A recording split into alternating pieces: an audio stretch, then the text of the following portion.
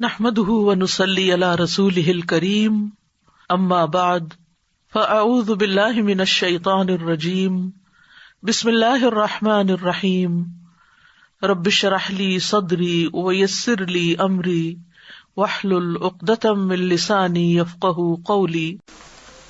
ایک اور نماز جس کے بارے میں سوال کیا گیا تھا وہی صلاۃ حاجت کہ اس کا ذکر نہیں آیا۔ بات یہ ہے کہ صلاۃ حاجت بنیادی طور پر کیا ہے؟ حاجت کی نماز۔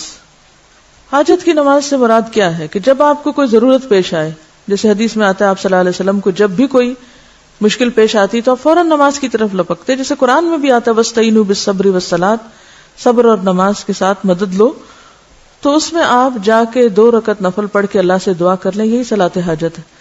وہ جو دعا ہے اس کے بارے میں بعض لوگوں کا خیال ہے کہ اس کی سند ضعیف ہے، لیکن بحیثیت دعا کے یعنی بحیثیت دعا اس میں کوئی کمی بیشی نہیں ہے۔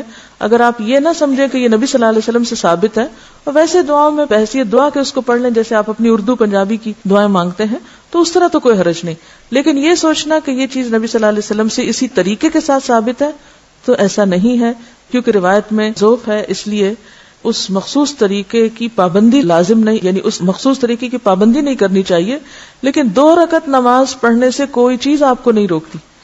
آپ کو جب بھی کوئی حاجت ہو آپ اس وقت 2 رکعت نماز پڑھ سکتے ہیں، یہی صلاۃ حاجت ہے۔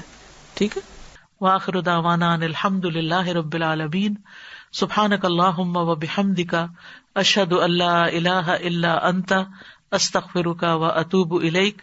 السلام علیکم ورحمۃ اللہ وبرکاتہ۔